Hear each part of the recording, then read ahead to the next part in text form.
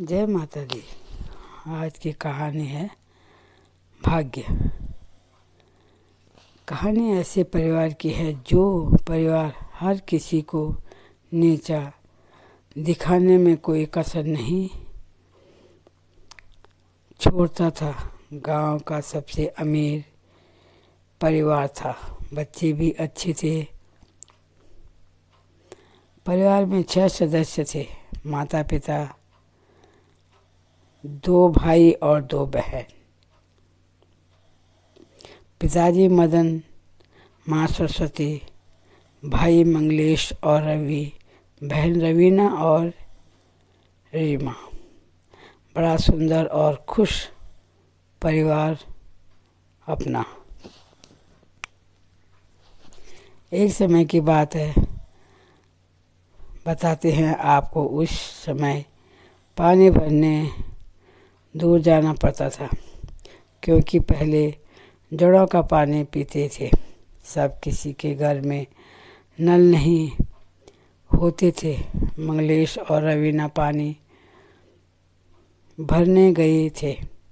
तब तक गांव की एक लड़की वहां पानी भरने आई। उसका रंग सांवला था।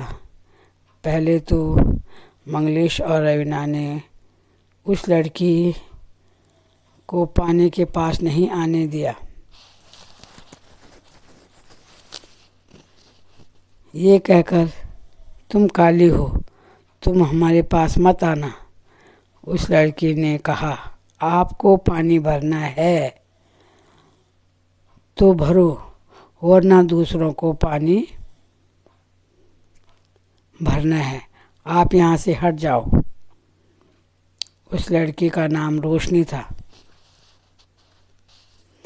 रवीना कहने लगी, नाम तो रखा है रोशनी, है काली कलोटी।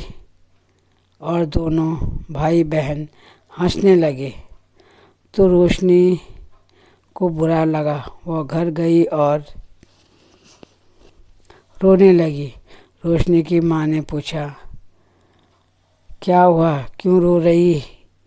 तब रोशनी कहने लगी, माँ, भगवान ने मुझे काला क्यों बनाया? माँ ने पूछा, हुआ क्या, ये तो बता।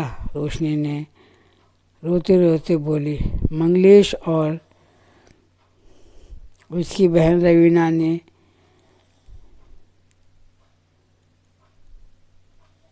अपने आप को क्या समझते हैं वो। मैं पानी भरने गई तो कहने लगी, नाम तो रोशनी रखा है तो काली कलोटी। हम क्या उनके घर जा रहे हैं जो हमें ऐसा बोलते रहते हैं। माँ ने रोशनी को बड़े प्यार से समझाया। जिसको पता नहीं है कि भगवान श्री कृष्ण जी सांवले रंग के थे। दुनिया तो उन्हीं पर मरती है, इसलिए काला रंग भगवान का है। भगवान जिनको प्यार करता है उसको अपने रंग में रंगता है। इसलिए तुम उदास न हो।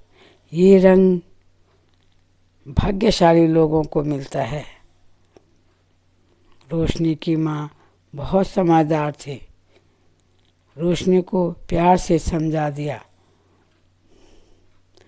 रोशनी को माँ की बातें समझ में आ गई और वो खुश होकर अपने कमरे में चली गई।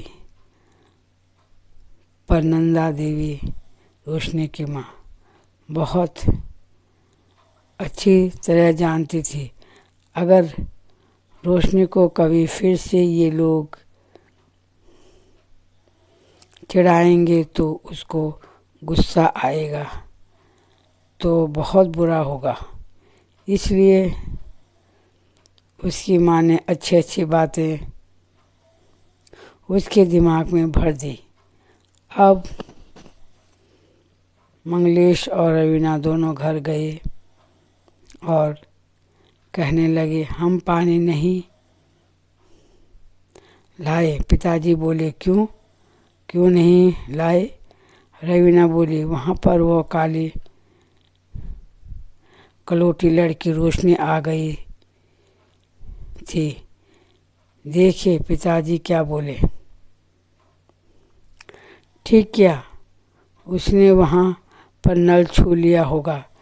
ऐसी शिक्षा तो घर के बड़े दे रहे हैं बच्चों। बच्चे क्या और क्या सीखेंगे। सब लोग उस परिवार से दूर ही रहते थे। अब बड़े लड़के ने दिल्ली में अपनी पसंद की शादी कर दी। वो दिल्ली में रहने लगा। शादी के बाद घर नहीं आया। मदन ने रवीना की शादी बड़े घर में कर दी। सब कुछ अच्छा ही चल रहा था। एक दिन पता चला कि रवीना माँ बनने वाली है। सरस्वती ने रवीना को घर पर बुलाया और उसके लिए अच्छे अच्छे उपहार खरीदे और ससुराल विदा किया। फिर सोचना आई रवीना की लड़की हुई है। मदन और सरस्वती दोनों रवीना की ससुराल पहुँचे। जब मदन ने रवीना की लड़की को देखा तो वो हैरान रह गए। वो इतनी काली थी कि वह कभी सोच भी नहीं सकते थे कि उनके परिवार में ऐसी लड़की पैदा हो सकती है। वह परिवार ऐसा घमंडी था, अपने आगे किसी को कुछ नहीं समझते थे। जबकि उसके दादाजी व दादी बहुत खुश थे, पर नाना नानी उसको गोद में लेने को तैयार नहीं थे। पर कर क्या कुछ नहीं सकते। ये सोच रहे थे कोई ऐसी चीज़ होती तो उसे हम फेंक देते, पर यह तो बच्चा, इसका क्या कर सकते हैं। लड़की समय के हिसाब से बड़ी होती गई। अब वह शादी के लायक हो गई।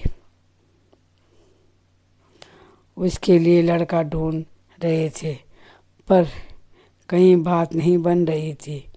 फिर मामा ने रिश्ता करवा दिया किसी तरह। किसी गरीब घर में एक दिन सरस्वती पानी लेने आई हुई थी। तब रोशनी की माँ ने पूछा, दीदी जी हो गई आपकी नातिन की शादी? सुना है बड़ी मुश्किल से हुई। सरस्वती बोली, हाँ शादी हो गई। शादी क्यों नहीं होती थी उसकी? मैंने इसलिए पूछा क्योंकि मेरी रोशनी को बहुत बुरा भला कहते थे आप सभी। आज अपने परिवार में काली लड़की हुई तो सब चुप हो गए। दीदी जी, दो रंग भगवान ने ही दे रखे हैं, किसी का मजाक नहीं उड़ाना चाहिए। समय कहाँ लौट के आता किसी को नहीं पता। सरस्वती कुछ न बोली, घर गई और सोचने लगी कि हम बहुत बुरा सोचते हैं दूसरों के प्रति, दूसरों के से ईर्ष्या करते हैं। कहते हैं जिसके पैर फटे न भिवाएं, वो क्या जाने पीर पर आए। ये कहावत सही है। पहले वो सबको नीचा दिखाते थे, अब वो थोड़ा चुप रहते हैं। पर जिसकी आदत जैसी होती होगी कैसे बदल सकती है। मदन जी की नातिन भी अब माँ बनने वाली है। नातिन का नाम रश्मि था। रश्मि की भी लड़की हो गई। उसका रंग भी और गहरा था। माँ थोड़ी सांवली थी पर वह एकदम काली थी। अब रश्मि ने उसका घर से बाहर निकलना बंद कर दिया था। एक दिन रश्मि का भाई आया। उसने रश्मि से कहा, अपनी लड़की को बाहर मत निकलने देना और उसके चेहरे पर चंदन पाउडर और हल्दी पाउडर दोनों को मिलाकर लगाती रहना। यह कहकर भाई अपने घर चले गया। अब रश्मि ने लक्ष्मी को पाठशाला भी नहीं जाने दिया। बाहर जाएगी तो और काली हो जाएगी, यही दिमाग में सोच थी। लक्ष्मी को बहुत बुरा लगता था पर वह कुछ नहीं बोलती। एक दिन लक्ष्मी बिना बताए मंदिर चली गई। उसने मंदिर में शिव परिवार को देखा तो वह देखती रह गई। उसका मन ऐसा कर रहा था कि वह भी शिव परिवार बनाए, पर लक्ष्मी के पास बनाने का कुछ सामान नहीं था और वह घर आ गई। लक्ष्मी सोते सोते सोच रही थी। लक्ष्मी को कब नींद आ गई उसको पता भी नहीं चला। अब लक्ष्मी सपने में भी भगवान शिव की तस्वीर बना रही। जब लक्ष्मी की नींद खुली तो वह उठ बैठी और सोचने लगी, मैं कैसे करके भगवान शिव की तस्वीर बनाऊं। उसके मन में एक विचार आया कि कोयला से बनाऊंगी तस्वीरें। लक्ष्मी जल्दी से उठी और बहुत कोयला इकट्ठा किया और जब माँ काम पर गई तब लक्ष्मी मंदिर में गई और मंदिर के पीछे वाली दीवार पर सुंदर सा शिव परिवार बना दिया और जल्दी से घर लौट आई। अब उसका मन शांत हो गया। मन में सोच रही थी उसको किसी ने देखा तो नहीं। उसने घर का सारा काम करके रखा था। माँ घर आई। लक्ष्मी का घर पर पूरा काम देख कर बहुत खुश हो गई। माँ ने लक्ष्मी के सर पर हाथ रखा और कहा, जा सो जा, थक गई होगी। रश्मि को अपने भाई की बोली हुई बातें याद आती। लक्ष्मी काली है। लक्ष्मी के अंदर जो गुण है उसे कोई नहीं देख रहा था। एक दिन गांव के प्रधान उस मंदिर में शिव दर्शन करने गए और मंदिर के चारों तरफ देख रहे थे। सुंदर सुंदर फूल उगाए गए थे। प्रधान जी नज़र उस तस्वीर पर पड़ी जो लक्ष्मी ने बनाई हुई थी। प्रधान जी तस्वीर को देखते ही रह गए। फिर गांव में आए और सबको पूछने लगे पर किसी को पता नहीं चला किसने बनाई। लक्ष्मी को किसी ने नहीं देखा था। एक महात्मा जी ने देखा था पर पहचान न सके। ये भी पता नहीं है कि कहाँ रहती है।